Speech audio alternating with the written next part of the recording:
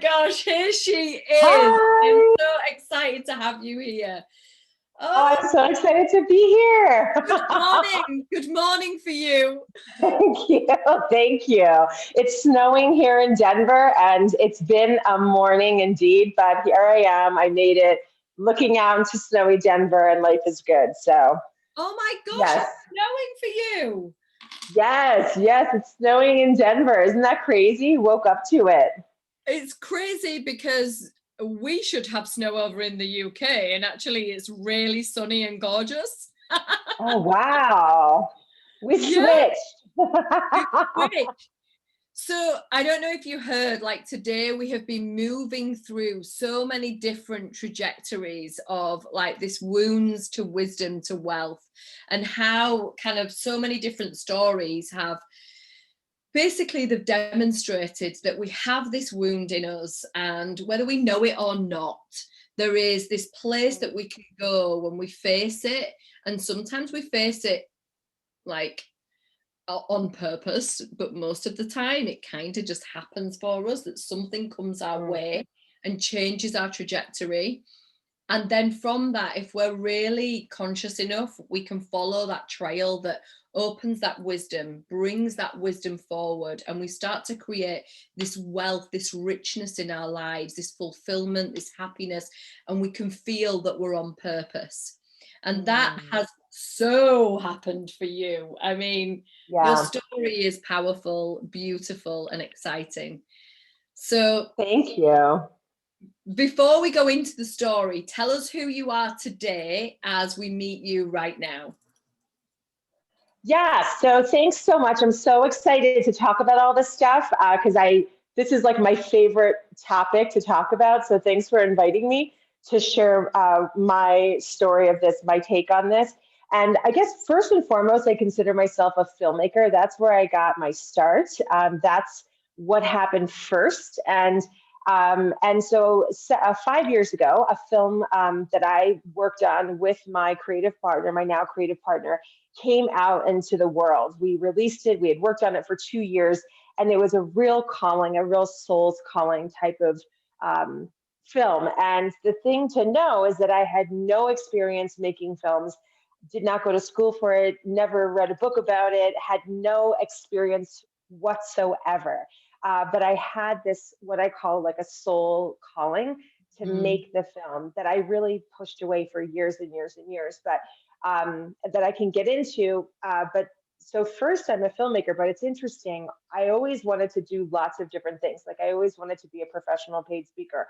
Well, I got to be that due to having made the film. I always wanted to have a really like a podcast and like a successful popular podcast.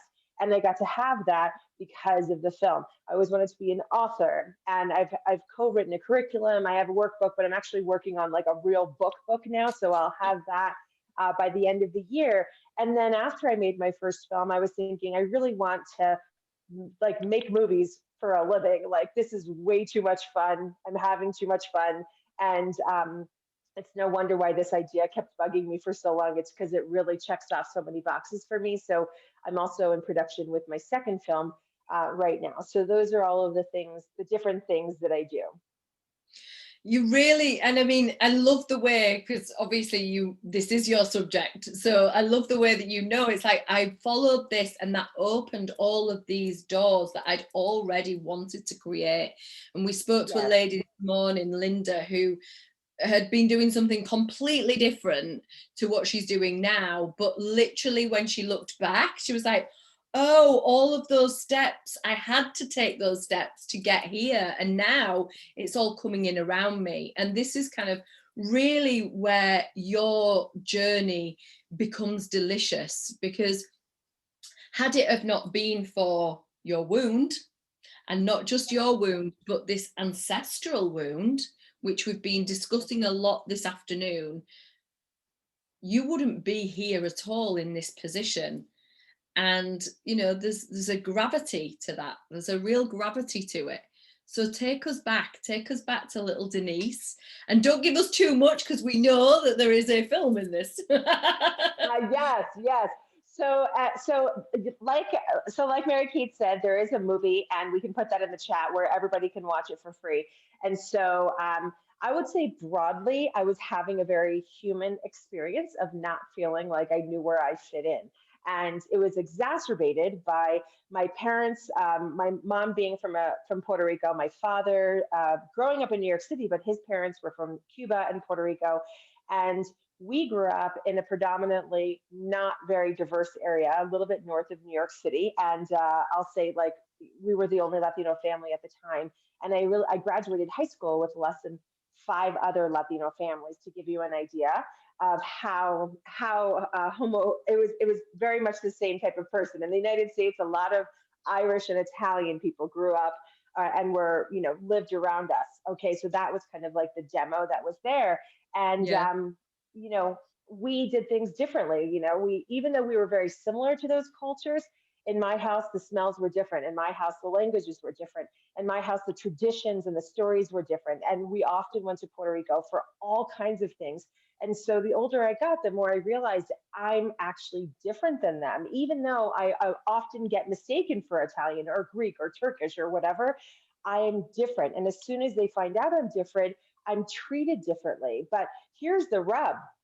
I was also treated differently when I went to Puerto Rico because my skin is so light. I'm what's considered a light skinned Latina. And there's plenty of us out there, but we don't fit the stereotype. And so, because of that, like visually, we look different. My Spanish wasn't perfect, and I didn't know all of the things. And so, for all of those reasons and a million more, I felt like I was caught between these two different worlds.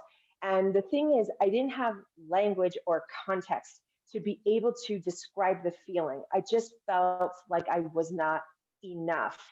But as a 7 year old, like what 7 year old do you know that could actually say, yeah, I'm experiencing not feeling very enough today? Like zero numbers of 7 year olds, zero numbers of probably 37-year olds, right? Because even if we are aware of that feeling, we feel like it's not safe to tell anyone because we believe the lie that other people don't feel the same. So that was my conundrum. And in my 20s, I actually realized that I wasn't alone. And it seems very simple to say it now, looking back. But when I was 26, having wine with a bunch of friends of mine in a bar in North Miami, where I was living at the time, it was a ginormous aha moment for me to find out that I wasn't alone, and that actually the friends at the table that I was sitting at also had experienced these feelings, and that there weren't only challenging feelings with it, there were super fun, awesome feelings that were with it. But what was very much there that night for me was this, like, feeling like, wait a second, I spent 26 years believing a lie that no one understands me, that I am in a category of one in my pain, and that no one gets this feeling. But really, these people all get this feeling. And if they get it, then I'm sure I'm a part of a whole group of people also that get it. And and the idea that another person could feel so alone, I just couldn't handle it. And I realized, like, that I'm not alone. So I decided in a bar in Miami that I'm going to make a movie about this. So I started writing on napkins all my ideas about my movie, because I thought if I could make a movie, then I could reach the most amount of people. And if these people can see this film and feel the way that I feel tonight, which is finally at peace, finally like I belong, then I think I could change this part of the world, which is about 16 million people in the United States, who are children of immigrants from a Spanish speaking country. And so that was where my big idea started, but it took a minute for it all to come together a few years later. I mean, it's amazing because, actually, the truth of it, although it's beautifully succinct along the way, actually there was a lot of hardship, there was a lot of trouble, and then that because the aha, well, because of the heavy energy, which, go and watch the film because you'll find out about that. The peacefulness was just so profound, wasn't it? It was like not just an Mhm. aha moment. And we've been talking about this afternoon. It's like that hands on your shoulders, like, Mm. I'm here. This is my place. I found it. I'm alive, and I'm alive in a place that I can really embrace myself. And you took that a step further. It's like not just me embracing myself, there are other people that are feeling this way. And I think it's like I see you with this eyes open, all of a sudden pop pop pop pop pop pop pop, there's all these people that could essentially feel that same peace, that same belonging that you were really craving for. And what I'm interested in, because again, the film kind of gives you a lot about the story and the unfurling of that, but how you went from not having any experience at all making films to being able to produce that. Yeah. Well, here's the funny thing is it's really like a classic case of underestimating my existing skills and talents. And I know that people like we know that logically. Like if I said, "Hey, everybody, do we all recognize that even if we were to do something brand new that we've never done before, that we go into those things with existing skills and talents?" Everyone would be like, "Of course, duh, yeah, right." Except for when you really, really want to do something and you feel like it's your life's work and you feel like this is the reason why you were born, then it's like, I don't know how to do this. Oh my gosh, it's going to be terrible, right? And so what happened was I paired up very, and it's funny, and this is what happens if you hang on long enough. I ended up meeting one guy, and this guy is actually my now current creative partner, but he's also a very well known documentarian. He's been to the Oscars, he's been nominated, he's been shortlisted, he's won many of the biggest film festivals in the United States. And I had a chance to pitch the film idea to him. And he loved the idea, but he said, I can't produce this. I just started a brand new film, and these films take 2 years minimum, right? And so that day I decided he's going to be my creative partner. He doesn't know it yet, but he will be because I knew I was meant to make it with him. I can't explain that either. But 2 full years passed between the time that he told me that he couldn't be my producer until the day that we started making this film. And the thing is that he knew how. Um, and after 1 year, 1 year passed. So he loved the idea. I said, "Can you give me a next step?" And he introduced me to a potential director here in Denver, whom I worked with and realized was not a fit, which is fine because at least I was taking action, right? And so I was going in the right direction, even if it wasn't the thing. And I just kept in touch with him. We met, I don't know, maybe 2 or 3 times. And at one point, 1 year later, he said, "Hey, I need someone to run a Kickstarter campaign to help me raise money for the film I'm making right now, for a theatrical release. So, marketing dollars so people can know about this film in the theaters." And so I had no experience doing Kickstarter campaigns, but I said, "I would love to run to run that campaign for you." He said, "Do you think you can do it?" I said, "Of course I think I can do it." And I promptly read every possible thing on the internet about how to run a successful Kickstarter campaign. And we ran one. It was a top 20% Kickstarter campaign at the time. And after that, I helped him fulfill on the rewards. And then I identified all of these other jobs for myself that I could do for him and to be useful to him. And here's where I learned about my existing skills and talents is I had a chance to watch what was going on in the production of a documentary after it was made. And I realized I come in with a ton of marketing skills. I come in with a ton of community building skills. I come in with skills I didn't even realize that I had kind of skills, like storytelling skills, like interviewing skills. And the more I realized that, the more confident I got. And I thought, you know what? I don't know the jargon. I've made so many mistakes when it comes to saying things wrong on set. But it didn't matter. Like I was willing to feel that embarrassment, which I cannot stand feeling embarrassed, but I'm like, I don't know what B-roll is. I called B-roll is like observational footage that's in films or news segments. It's like you see the talking head and then you see the person about whatever the story is about, like doing their day or something like that, right? And one of our editors sent an email to us and said, "We just need some brol, but after that, it'll be great." And I remember reading that to my partner, like, "Oh, he needs brol. What's brol?" And my partner started laughing. And I remember having that flush of embarrassment, like, oh my God, I don't even know what bro is. Who do I think I am? Right.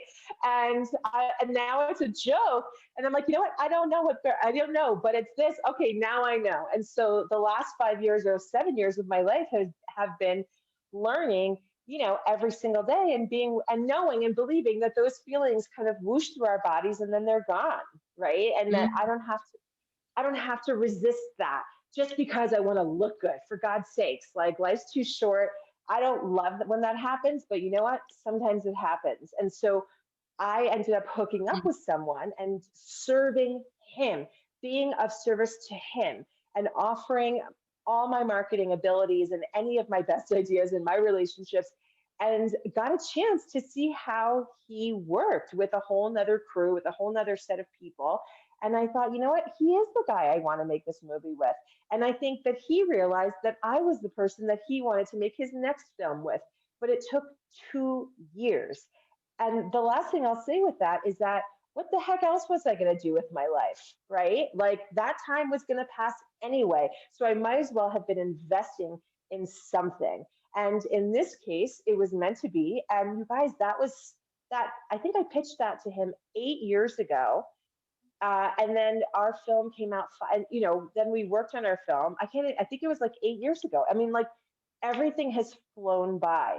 And so sometimes I think people get worried about how long something might take, or like, oh my God, I can't, like, I hope, like, is it worth it? What about if I do what she does, but then it doesn't work out? Mm. Right? Well, what else are you going to do with your life? Right? Like, what else do you want to watch, catch up on Netflix shows, or you want to take a shot?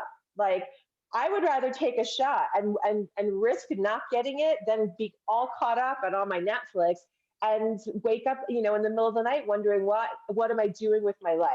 That's what Oh I my would God. say. And Okay, get in the chat. Do you want to catch up on your Netflix or do you want to take a shot? Just like, yes, yes. It's amazing because actually the truth of it is what you're saying is I had this thing that I wanted to create. And I don't know why or what or how it's going to come about, but you know what? I want it. And then to go in service of the person that you want to work with. How often are we too afraid to reach out to people that may look more senior than us or have more experience than us or do something, that we're afraid of looking bad, like the bro. I'm going to use that forever. Where's the bro? And it's hilarious. It's like, during the first lockdown, I binge watched 15 series of Grey's Anatomy. I'll never get that time back. No, Natalia, and now you're in your garden, and fair play to Natalia, she's watching this from her garden that she's creating into a retreat center, so that's pretty cool. But it's there you go, there you go. It's pretty cool that when we go in service, and this is like that heart, heal one, share it, heal one, share it. When we go in service of other people, they see our hearts, they see our generosity. And Tamu was on here earlier. She talks about this clean generosity, versus this dirty generosity, which is, I'm going to give you something to manipulate you. And actually, no, I'm going to learn. I'm going to gift. I'm going to give you my best stuff. Like you said, I'm going to give you my services, my existing experience, because I have a story to tell. And because I don't want to be that girl anymore. I want to be able to kind of bring myself forward. And you literally started to go into the wisdom and learning your own wisdom and cultivating more wisdom, more knowledge, more skill, more talent, so that when what it is that you wanted to create finally came about, it was delicious. It was marinated. You understood it deeply and readily. And what happened was he asked you to be the star rather than you making it about someone else. Yeah. Ooh, yes. Yeah. And that was a total turn of events. And I do want to say, I loved what you said in the beginning of this before I popped on, which was, some of you may not know what your thing is. And I knew mine was telling the story, but I didn't really know the story. So, Yeah. and like it's like that's super important because I had no idea how to tell it. I knew the elements. I knew I wanted to heal with it, but I didn't know. It's like I knew I wanted to be a chef, but I didn't know what would be the dish that I would create that would be like my signature dish, you know? And so it was really his idea after getting to know me to make the film about my life. And I actually said, absolutely not. I am Mm. not interested in sharing pieces and parts of my life that I've spent plenty of time avoiding sharing with anyone, let alone making a movie about it so anyone can watch anytime, right? And so it took months for him to convince me. And he's very, his joke about me is I'm hard to say no to. And what he doesn't realize is that I have the same relationship with him. If he has an idea, he's like a dog with a bone and he doesn't let it go. And so he literally just kept introducing the idea that we needed a singular character, and that since I didn't feel Latino enough to make the film because my Spanish wasn't perfect, all the reasons, right, that held me back for all of those years making the film, that I actually was the best person to make the film about. And I'm like, wait, hang on a second. Like all my lack of enoughness, for all of the reasons that I want to gift this film to other people, it's like rooted in I'm not enough, which I still believe. And Yeah. he's like, yes, and that's why you're perfect. And I was like, I don't get that. Like, I can't, I actually am not perfect because if I was, then I would be perfect. And then it would be this perfect film about this perfect person. And isn't that what everyone wants to watch? And he was like, no, like people want to see you the way you are and all of your imperfections, but then also in all of your self-doubt. And I'm like, that makes no sense to me at all, except for the fact that it made perfect sense. But because it was about me, it was hard to see that. And so that's where I had to trust him. And I'm like, okay, well, he knows a lot more about this than I do. I'm going to trust him. And really, that is where the healing began for me. And if Mm. I had to say where my biggest learning, my biggest self awareness, my biggest self acceptance came in realizing there's something very valuable about being me just like I am. And that makes me cry because it's like, wait, what? Like that doesn't make sense. Like I've spent my whole life pretending I'm more together than I really am, more polished than I am, more clean, like that my house is cleaner than it is, that I parent better than I parent, that I'm a better wife than maybe I think that I am, all of the things. I really have given people a good show. And what you're telling me is that it's like I can really just be myself, and that makes me more attractive, and that'll give me all the things I want. And he was absolutely right. And that's if I learned anything over the last several years of being on the road with this film, is that people fall in love with those parts of us. They fall in love with the parts that are willing, that aren't imperfect, and that we kind of share, like super scared, but share anyway. And that's kind of what I did in the film. And it's really because of that that I have the courage enough to make the next film, which I'm also terrified about. But I trust now that the one version of Denise that I'm showing you now is the only version of Denise that I need. And and before this whole process, there was a Denise at work, Denise at home, Denise in my family, Denise at church, Denise in my community. There were like 10 different versions of Denise. But the one version, my favorite version, this version, only came out in front of people that I trusted. During this process, I granted myself the trust. I said, no, you know what? This is the only Denise that wants to express, right? And this is the only Denise that everyone's going to get. And I Oh can my walk away God. feeling right. And it's been a great gift for me. And I feel like it's kind of a hard concept to get, but that's been a huge gift for me, just to have only one me expressed in the world 24/7. It's a lot less tiring. There's only one me. There used to be hundreds. Who else feels that way? Mickey's like, yeah, everyone should see our favorite version of ourselves. I Oh, feel that yes. too. I think we all feel that And I love that. It's like I take this version of myself to my friends, this version of myself to my parents, this version of myself to my partner. Ooh, I take a completely different version of myself into, the church or the school or, in our businesses. And Tamu knocked on this too, God, it's so exhausting. We get to literally be in our authenticity.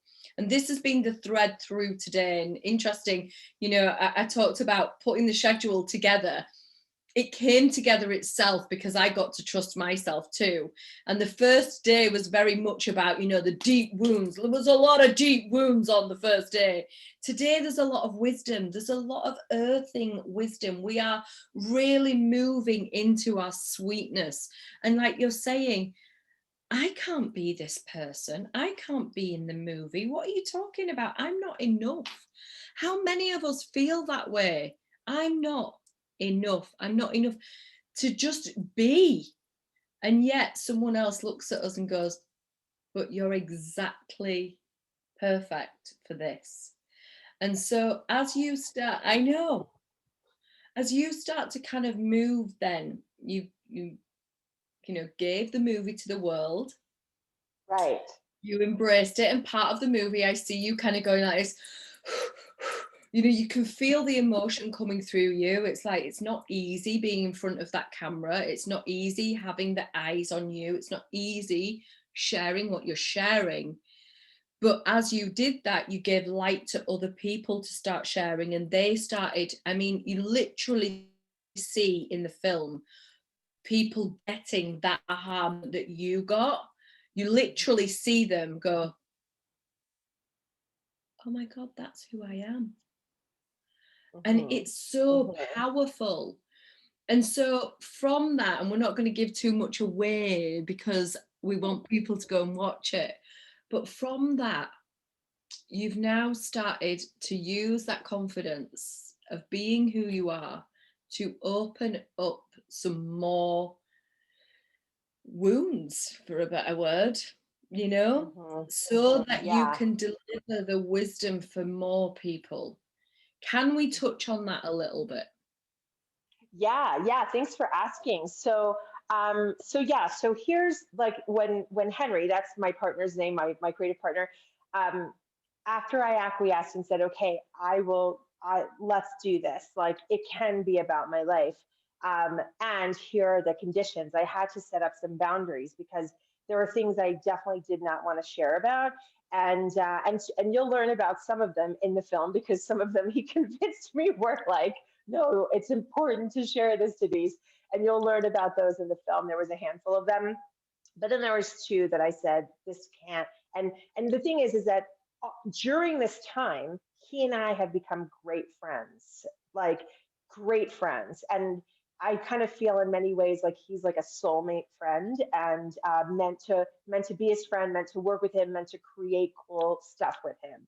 And so because of that, I've shared a lot of stuff with him and he knew some of those things and I said I can't share these things, I won't do that. And so what's great is that he knows there's a line, sometimes he pushes it with me, but he respected the line. But here's what happened.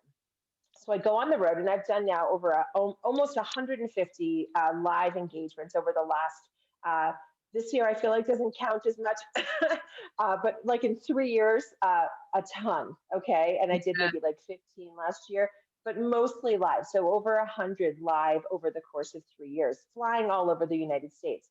And what happened was people would come up to me afterwards, which was my favorite thing, and they would, want to talk to me, want to share stuff with me. And the things they wanted to talk to me about um, became consistently in two themes, and I call those two themes secrets and dreams. And so the dreams they would share with me. Things they wanted to do with their life because in the film you learn like yeah I didn't know what I was doing.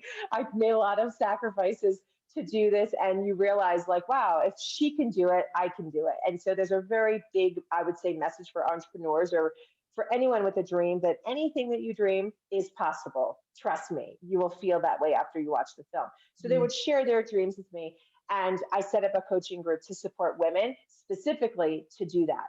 And then a whole nother group of people would consistently share their secrets with me. And this was a little harder to take because I didn't know that I had earned that. Um, I didn't know that I had earned that right to kind of be the keeper of their secrets. And it made me, what they were telling me didn't make me feel uncomfortable. It just made it feel not equitable to me.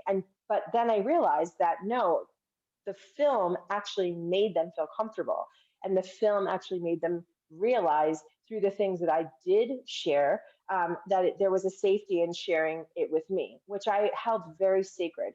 Um, but the thing is that it continued to happen screening after screening after screening after screening. And Mm. after a while, I started feeling like there's something to this, right? Because the quality of the secrets that they were sharing were about really dark things, things that in my culture are not supposed to be shared, and things around sexual assault, domestic violence, things about drugs, things about family members doing experiencing these horrible things.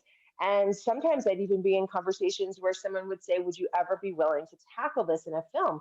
And I thought, wow, like I even do justice to this, because there's actually a saying in Spanish: "Los trapos sucios se lavan en la casa," and the translation of that is, "We wash our dirty laundry at home." There's another saying, "Lo que dirán," and it means don't say anything because lo que dirán, what will they say? And so there's a deep concern and a protective mechanism inside my culture that says, do not say anything about, Yeah. like, our problems are our problems. We solve our problems at home, right? And so unfortunately, that cultural norm is expired. And I realized that being on the road time after time after time, I'm like, yeah, this is expired. We need an upgrade, but someone's got to tell the story, because logic is never as effective as emotion when it comes to changing minds, right? Because we can know the stats, we can know the all the things, but sometimes we're like, oh my God, there's so much, like in the United States, unfortunately, gun violence, as I'm sure you have heard, right? And we're Yeah. at, like, what happens here? Stats don't matter, stories matter. Knowing that this could happen down the street from your house matters, right? Knowing people, like I knew people that shopped at that supermarket you may have heard that Mm. somebody and killed a bunch of people at.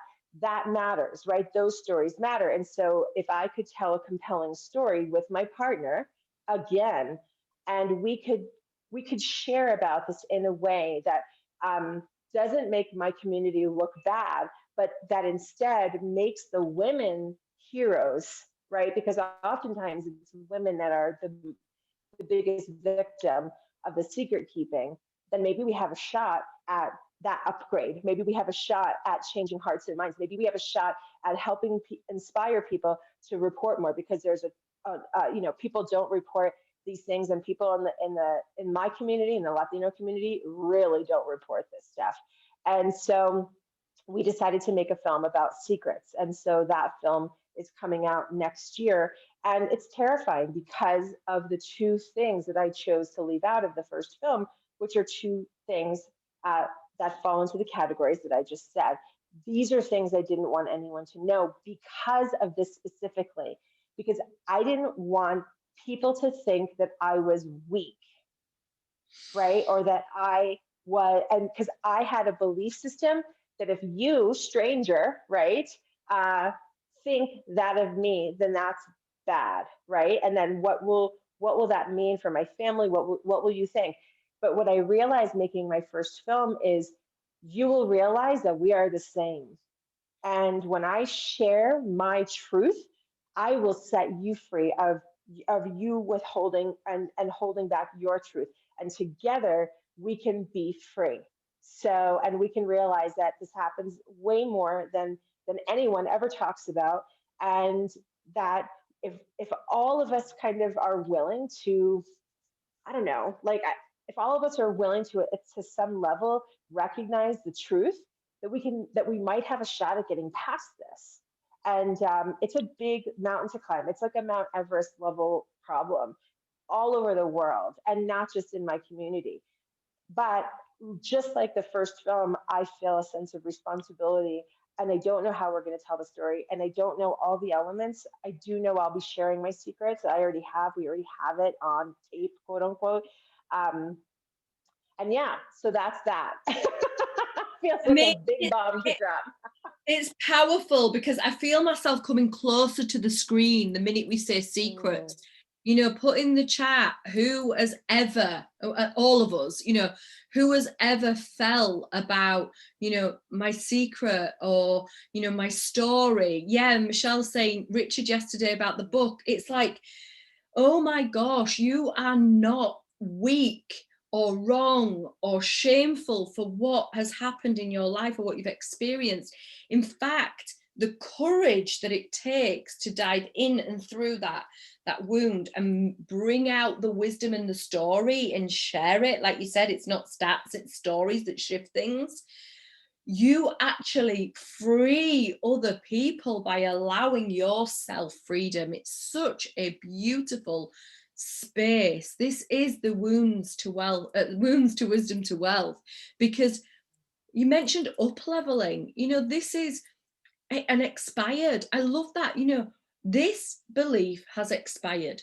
We no longer require that. So what do we get to give? We get to give a new one. But before we do that, we need to educate people that this belief has expired. And we do that through story, and we do that through our own personal, intimate story to show I'm not different. I'm actually the same. And when I free me, I free you.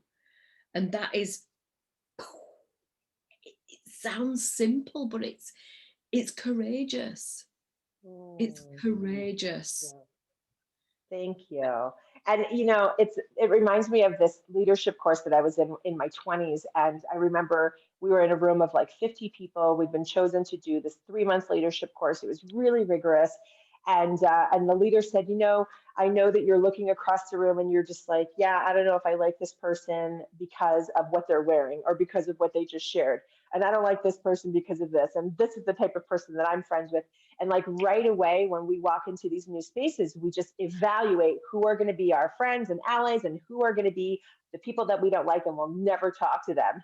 And he said, over the next 3 months, you are going to learn so much about each other, that so much truth about each other, that the knowing of which will bring you to your knees. Every person in this room will bring you to your knees, and you will feel so grateful for the problems you have and so compassionate towards the problems that they've had to deal with. And that is what's possible, not just with the 50 people that I did that with. It's possible for everyone, but everyone has to be inspired to lean into that. Mm. And so it's an incredible task to try to do that, try to create that in 90 minutes, which is why we are releasing the characters and the themes about the film over the course of this next year on my podcast. And Yeah. so we just turned a page on season 3 of our podcast called The Selfish Latina. And the first episode, we're introducing one of our biggest characters. And I share a secret that I've kept for 30 years. And so just to let you know, set the stage, this is what we're doing. And each episode is about 30 to 40 minutes, and we'll do about 20 of them. So that by the time we're done, you can watch a 90-minute film and you'll know the characters, you'll know the themes, you'll have talked about it with people, and you'll be ready to see something that normally filmmakers get 90 minutes. It's a really hard task to tell a big story in 90 minutes.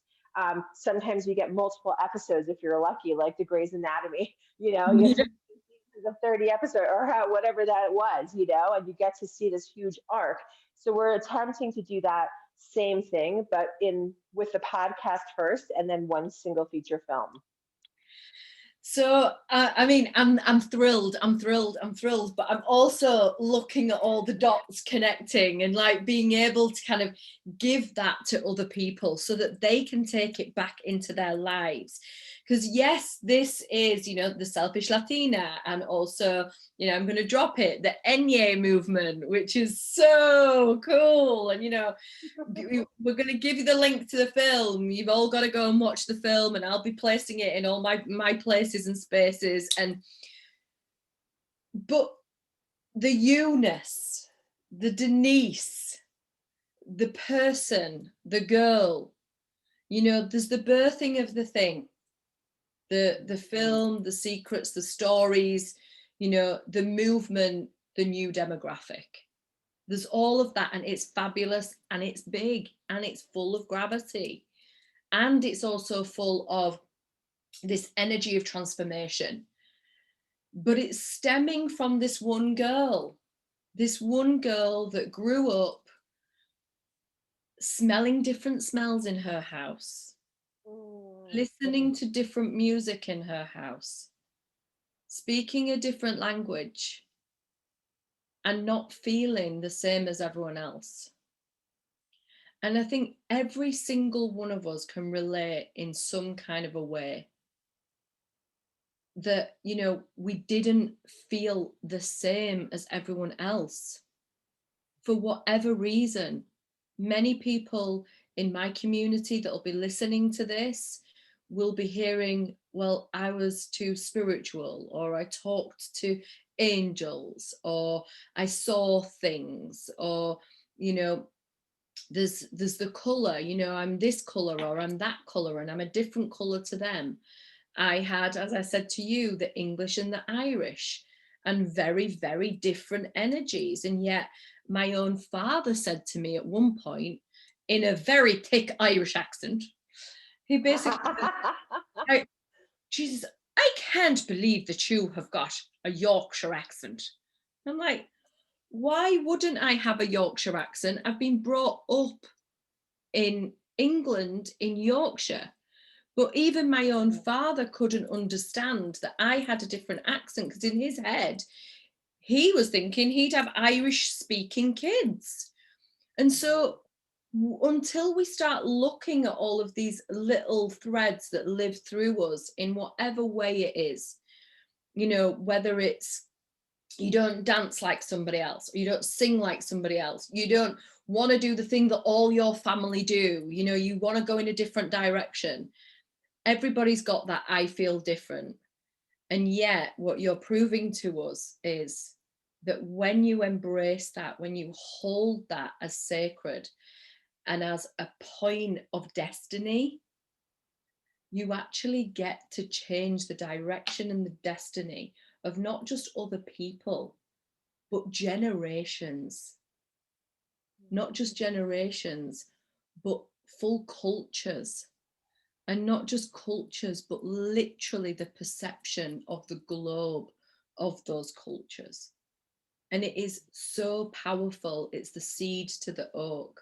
And I want to give gratitude to you for being courageous enough, for following, you know, that spirit, but also invite you to share with others, you know, what would be your inspiration now for those listening live, for those that are coming on later, you know, what would you say to them? They know they feel different. They have something that they want to create, but it feels too big for them, like it felt for you. Yeah. Well, what I would say is freaking awesome, right? First of all, that you actually feel connected to some big thing that's for you. Like, and even though it doesn't have like a shape, or like we don't know how big or small it is, like it feels too big for this moment, right? Um, be grateful, because there are people out there that are so buried underneath it all, that and all of the slices and versions of themselves, that they can no longer hear it, they can no longer feel it. And so be grateful you can hear it and you can feel it, right? And so the idea is, how does that get created? It's already there. It's already there, right? And it's for you and it wants you. and it's playing your song. Like, when you're at a wedding or whatever, and your song, oh my God, this is my song. I gotta go. Who's coming? Yeah. Right? You get on the dance floor. So your job is just to get on the dance floor, get closer to the music and get closer to the people that are playing it, and just get closer and just start talking about it. I talked about it for years. And then one day I just made a decision. And this is the message. My Instagram post for today is totally Mhm. appropriate for what I'm about to say right now. Is at some point you just have to decide that you are going to do it. And it is okay and 100% normal that you don't know how. If you did, you'd already do it. It wouldn't be hard, right? There would be no hero's journey. It actually wouldn't be interesting. Okay. What's going to make it interesting is Yeah. that you don't know and that it's too big and all of those things, right? But the moment of decision, like like Gray from Grey's Anatomy, like she makes some crappy decisions sometimes. Then she makes some really cool decisions. And it's so fun to see her in her hero's journey. It's so interesting, the arc of that one doctor on that one amazing show, right? But that's how life is too. It's like, it's really just a reflection of us. And sometimes we make decisions that steer us away from that which, we're here to do. And sometimes we go straight towards it. And so if you know it's bigger than you, awesome. If you know you don't know how to do it, perfect. Still lean into it anyway and learn, explore, meet the people, try to understand it. Understand, like, make the mistakes of B-roll, bro, whatever it is, just move towards it and then make a decision. Come hell or high water, this will be because I said so. And then surrender to all the forces that be to guide you in the direction that they know. So you have to have faith, right? That's a big thing. You have to have faith and belief that you will be guided. Trust me, you will. I didn't know I had another film in me. I really didn't. Okay. I had Mhm. no idea. And I told Mary Kate, I actually think this is the movie I'm here to make. I believe Yes. that, right? Like, I was here to make the first film, and that's what I thought with all the information that I had. And it was already too big. And it took me 17 years, you guys, to make a decision. 1 7, 17. Okay.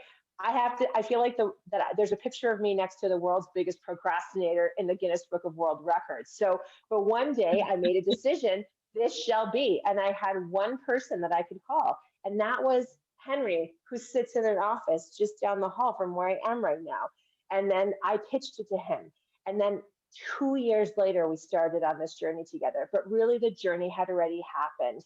And this is where it gets a little woo. And I know your people are woo anyway, but you got to believe that it has already happened and that there is a version of yourself that has already experienced all of it. And that's why it feels familiar. That's why, wait, being a filmmaker, I don't know anything about that though, but that's why it feels familiar because I already am in a future version of me. I am her.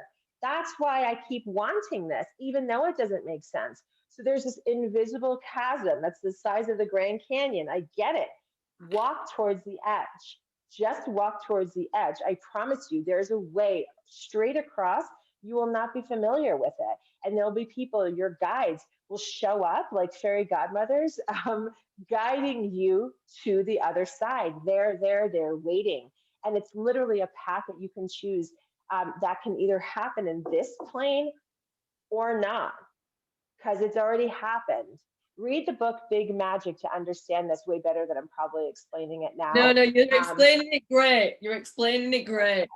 You're giving me so that heart, when you get that heart openness and your eyes just want to go, oh my God, something's dropping in. Is it dropping in for you? I know it's dropping in for Michelle. I know it's dropping in for Mickey. It's like, oh my God, it's dropping in for Kathy. It's like, there is a future version of you whispering back to you, come this way, my darling, I will catch you. mhm. Natalia, Oh, amazing. It is. It's like, come, and you get to have faith because it's you. It's you calling you. It's nobody else. It's you calling you. And right. so when you get that, you're like, well, I trust me. And then you're like, I don't trust me. God, I wouldn't know what I was doing. But actually, you do, because you're the future version of you is going, come on, darling, I'm here, I've got you, and I've lined up all the juiciest guides and people that are going to take you on your journey. And we are going to have so much fun. And that thing that keeps niggling at you, that's yours. We've already got that. And we just want you to come this way. We're waiting for you. Oh my gosh, giving me so much joy, Denise. You are such a rich Latino hottie. I love it. And I am so honored to have connected with you, and so blessed to have seen, you know, your movie. And I want everyone here to know, you know, we've had a long day. You know, you're starting your day. We've had a long day of a lot of stories and a lot of energy, a lot of earth body energy today that's kind of been coming through us, and we get time to kind of hold that and settle that in. But I think what you've just shared is one of the most potent parts of today, that we get to move forward in faith. I love it. Thank you so much. Yes, of course. I'm just putting in the way Your that people link. can watch the movie. Yeah. Yes, yes. Because and then to see my post from today. The What's movie. That? I'm sorry. No, do not be sorry. This is where we're going next. We're going to the Enye movie. If you think you've had a whole day with us, you've still got the Enye movie to watch. So everybody that is here live, all of you that are tuning in later, the VIPs, go to @Project Enye and you'll understand why it's Enye. It's ENYE, but it really stands for. Well, I didn't know that in Irish it means grace, which I think is like the most beautiful thing ever. And in really, that's the ENYE is the phonetic spelling of the extra letter in the Spanish alphabet, which is the ñ, the letter, the N with the little squiggle on the top. That is in the word señora, or pineapple in Spanish is piña.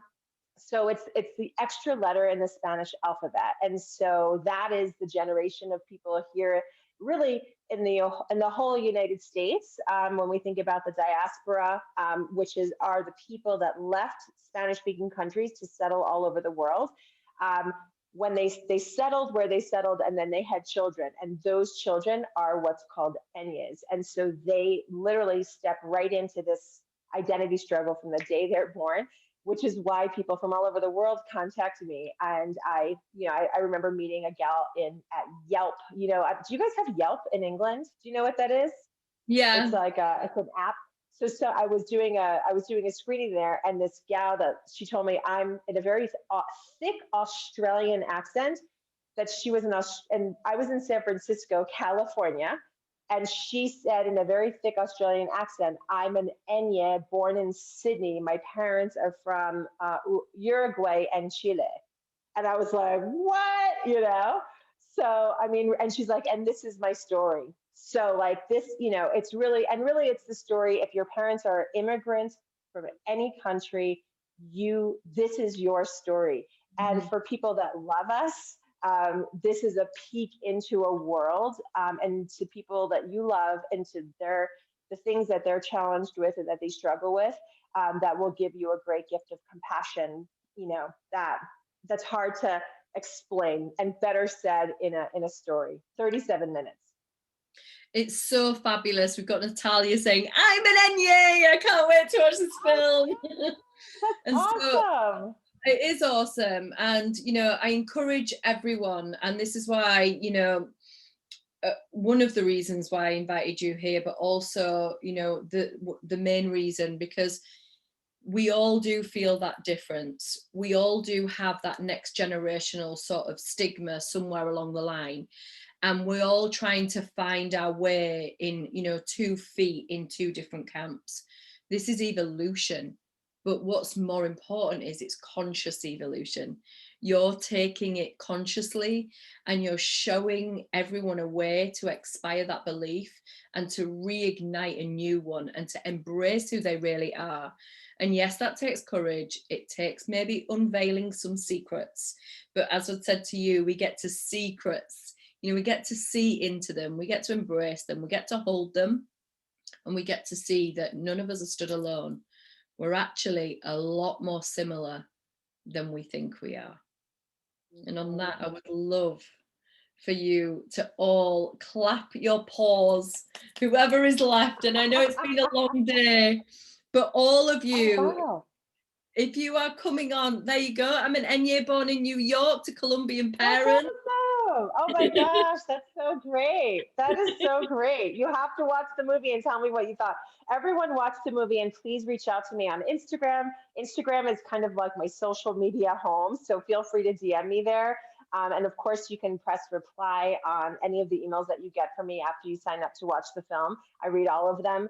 And yeah, I'd love to hear what you think and the difference that it made in your life. And really my greatest hope is that it starts conversations with the people that you love, conversations for understanding and compassion and healing, because that I think is what's possible after people realize that we're more similar than different. And I would like to invite anybody that is watching this that is a British Enye to reach out to Denise and you know, invite any other friends that you have. Carol Enye in WA State here. Look, much gratitude. They're coming out of the woodwork. They're coming out of the woodwork, Denise. Awesome. They've all been very quiet. I love it. I love it. Thanks for I'd sharing. love for you, you know, particularly if you're British or if you're in another country, you know, and you're feeling called by this, reach out to her and, you know, reach out to your other Enye friends. You know, we're not all alone. There's usually a few people around, because somewhere along the line, I know that this is ready to open up another burst of connections for this film and for this momentum to keep going around the globe. And I'm very excited about that for you. I love you very, very dearly, and I can't wait to connect with you again soon, my darling. Good luck. Oh, likewise. Not that you need it because you have faith.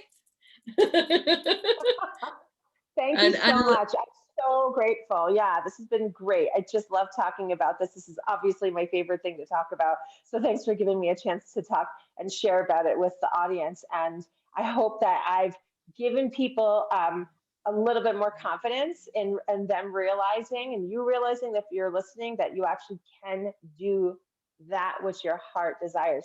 You can have that which your heart desires. I promise you. Oh my gosh, you can have what your heart desires. How beautiful. Thank you so, so, so much. I think I'm gonna choose a tune. It was gonna be Have Faith, but do you know what it might be now, if I can find it? I'm gonna share it with you now. I don't know if I can share it on here. Let's see if I can. Let's see if I can. Can you hear that? Yes. Jake Sonora, thank you so much, darling. So much love. Bye-bye. Take care. Thank you. Oh my gosh, ladies, gentlemen, those of you that are left live, those of you that are here on replay, I'm so excited to have shared all of these fantastic people with you today. Please drop into the chat what landed for you with Denise. Yes, she is amazing. She really, really is amazing. And you all get to go and watch her film. Her film is fantastic. It really, really does open your eyes, and you get to see, I'm just going to turn this down, you get to see exactly kind of what her story is, but also how she goes about allowing other people to feel included too. And this is our wisdom. You know, we talked about a lot of the wound yesterday. We're in the wisdom today, the wisdom of what is inside of you that wants to come out.